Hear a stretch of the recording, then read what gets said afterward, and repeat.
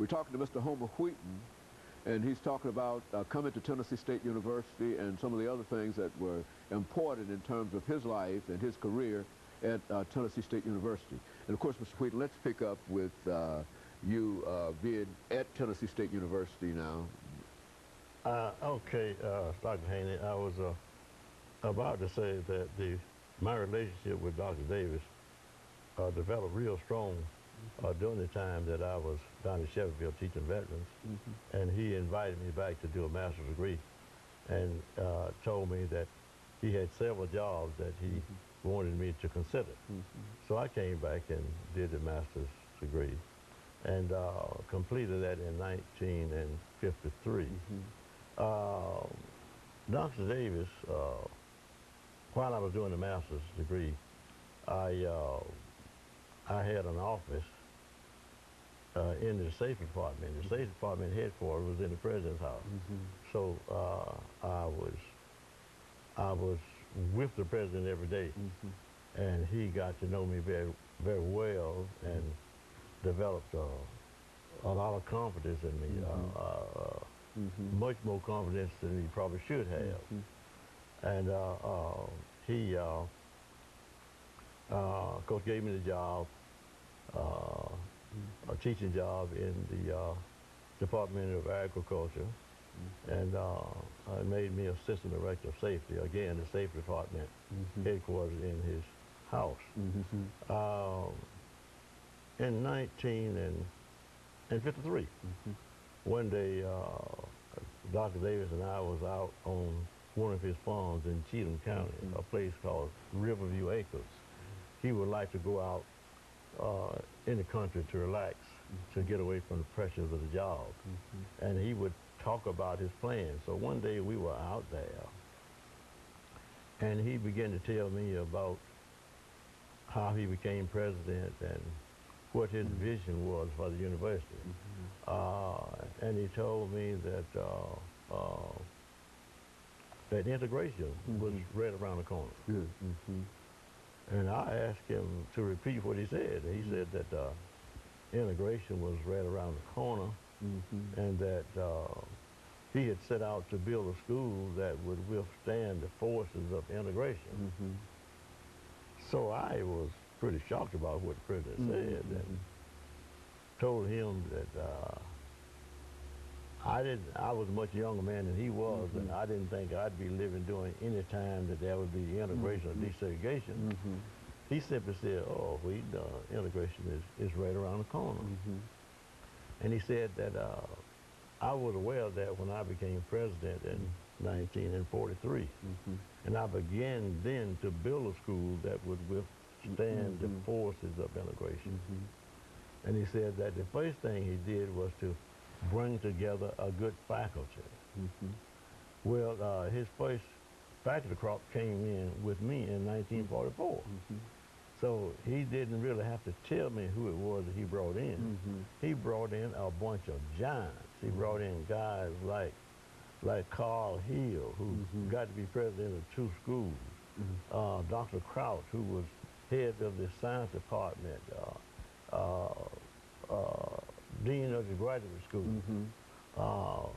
Just outstanding folk he brought in.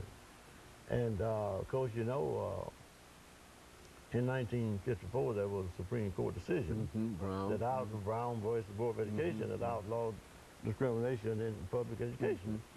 So when that happened, I immediately reflected back on what Dr. Davis had told me a year earlier, and what he was doing.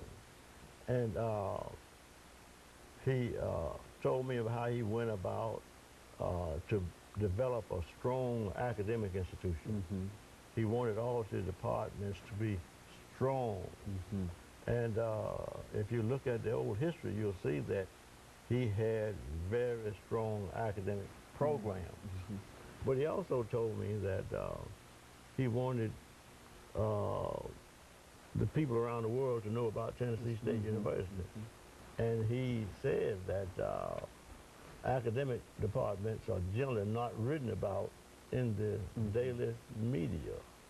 But he said that all newspapers have a sports section, sports editor, and they write about sports, but almost none had any educational section. So then he developed a strong athletic program to write the name of Tennessee State University around the country and around the world. And even back then, he had ideas about integrated athletics. He thought that you could integrate through athletics quicker than you could through academic programs. And he talked about making plans to win national championships, basketball, and to play historical white schools. And he wanted his football team to play before 40,000 fans. And that's what he had planned for the university. And interesting enough, in 1959, we played Central State University in the hole. And the defensive line of Central State University beat up on our line like mad. So Dr. Davis and Coach King was our coach at the time, Henry Arthur King. So Dr. Davis asked Coach King, who coached the defensive line at Central State. And Coach King told him it was a guy named Gentry. So Dr. Davis said, go get him. Now, and that's kind of way that Doc got a lot of his staff. He just identified the very best people in the area, and he invited them to come to Tennessee State. Anyway, our Coach King invited Gentry to come down for an interview, and he eventually, after going through the academics and the athletic department, he got to talk with Dr. Davis, and Dr. Davis would talk with Gentry again about winning national tournaments in basketball, playing predominant white schools in basketball. Talked about his football team playing before 40,000 people. And after Gentry left and went back to Central State in Ohio, he told his wife about his visit to Tennessee State University and told her that the president of Tennessee State was crazy. He's talking about winning national championships, talking about playing white team, and he's talking about his football team playing before 40,000 people. And Dr. Haney is really interesting. In 1956, while Gentry was chair of the coaching committee, Coach King had a heart attack and had stopped coaching, and Gentry was appointed chair of the committee. And Gentry was chair of the committee in 1956 when Tennessee State played Florida A&M in the Orange Blossom Classic, and there were 43,000 fans in the stadium. And Gentry laughed about the vision of Dr. Davis as long until he died. I knew about it. He just talked about the vision that Dr. Davis had. He was a man of tremendous vision, and he had the ability to get the support of people that he needed to build the university, to get financial support and all other kinds of support. He was an outstanding person.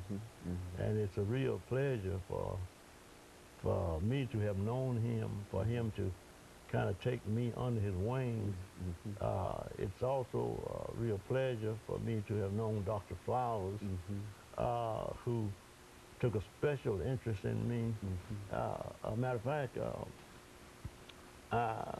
later had a problem, and the problem was kind of about Dr. Davis and Dr. Flowers. Dr. Flowers wanted me to have his job. He was going to retire early, and he wanted me to have his job. Well, at that time, Dr. Davis had some other designs for me, and I had to walk the kind of tight rope because I didn't want to offend either one of them, because they both had been so kind to me. And it is kind of interesting that, well, when I came here, Dr. Flowers was head of ag. He later was made director of field service and extension, and Dr. Spalding was made dean of ag when it became a school. Sometime later, Dr. Spalding died, and Dr. Davis wanted to put Dr. Flowers in as dean of of the School of Ag and Home Economics. Brother Wheaton, we're going to have to stop and let me thank you for all of that excellent information, and let me encourage our audience to tune in again next week for another informative edition of Comments. Thank you and good morning. Hey.